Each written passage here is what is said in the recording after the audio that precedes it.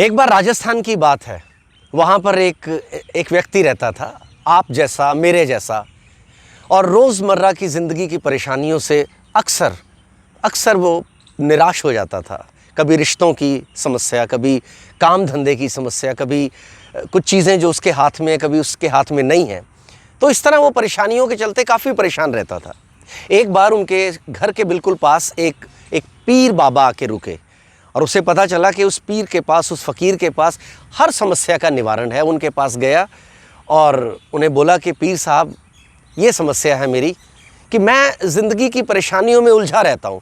एक परेशानी से निकलता हूँ, दूसरी परेशानी में, दूसरी से निकलता हूँ, तीसरी में, और जीवन बस यूं ही चूकता जा रहा है।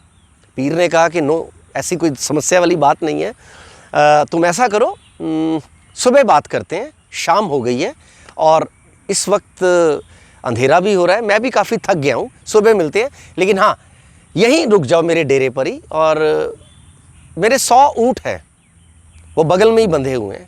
एक काम करके सोना, उन सबको बैठा के, क्योंकि थके हुए हैं वो बैठेंगे नहीं, उन सबको बैठा देना और उसके बाद तुम सो जाना, सुबह मेरे पास आना, तुम्हारी इस समस्या का मैं निवारण कर दूंगा।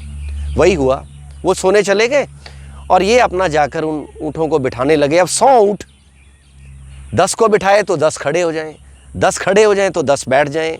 बस वो इसी में लगा रहा सारी रात। कुछ तो खुद ब खुद बैठ गए, कुछ उठ गए, कुछ बैठे हुए फिर उठ गए, और वो इसी में लगा रहा।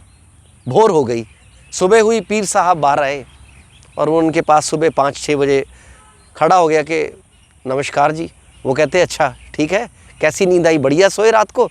वो कहता कहाँ सोए पीर बाबा, आपने जो काम मुझे दिया था वो काम ही नहीं हो सका, क्योंकि मैं एक ऊँट को बैठाता था तो दूसरा उठ जाता था, कभी 10 बैठते थे, 10 उठ जाते थे, कोई बैठे ही रहते थे, कोई खड़े ही रहे, तो मैं तो सारी रात सो नहीं सका, क्योंकि कभी भी किसी भी वक्त मैं 100 के 100 को बिठा ही नहीं पाया।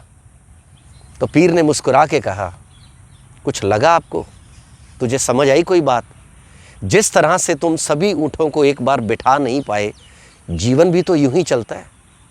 अक्सर एक परेशानी आती है, उसको तुम सॉल्व कर लेते हो, फिर दूसरी परेशानी आती है, उसका निवारण मिल जाता है, फिर तीसरी परेशानी आ जाती है। तो जीवन तो यूं चलता ही रहता है। और दूसरी बात, कोई भी परेशानी जब आती है तो अगर उन परेशानियों को तुम देखो तो कुछ तो ऐसी हैं जो खुद ब खुद ही उनका निवारण मिल जाएगा, कुछ ऐसी हैं जिनका निवारण तुम्हें खोजना पड़ेगा, कुछ ऐसी हैं जिनका कोई निवारण उस वक्त तुम्हें मिले ही ना, क्योंकि कुछ ऊँट ऐसे रहे होंगे जो खुद ब खुद बैठ गए, कुछ ऊँट ऐसे थे जिन्हें तुमने बैठाया वो बैठ गए, और कुछ ऊँट तुम्हारे बैठाने के बावजूद भी नहीं बैठे और कुछ बैठकर फिर उठ गए। तो बेटा, जीवन भी कुछ ऐसा ही है। परेशानियां आएंगी, रहेंगी, चली जाएंगी। कुछ का निवारण उसी वक्त, कुछ का निवारण बाद में, और कुछ का निवारण खुद ब खुद। और जिनका निवारण तुम्हारे पास है नहीं, तुम उसके बारे में कुछ नहीं कर सकते।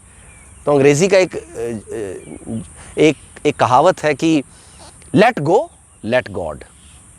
कुछ चीज़ें जिनका निवारण है ही नहीं, उन्हें समय पर छोड़ दो, परमात्मा पर छोड़ दो। क्यों दोस्तों? इसको देखकर, इस बात को सुन के हमें खुद की ज़िंदगी में सीखने को बहुत कुछ मिलता है, और मुझे मिला, क्योंकि मेरे जीवन में बहुत सारी चीज़ें हुई, रिश्तों, अपनी खुद की आदतों, अपने खुद के व्यवसाय को लेकर, इस कोविड के दौरान, या और अपने जीवन की अलग अलग समय पर 50 सालों के जीवन में बहुत सारी परेशानियां आईं।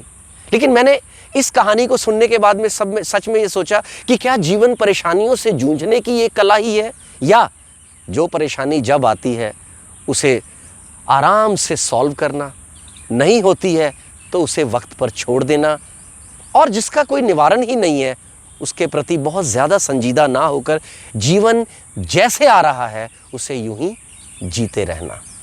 Thank you very much.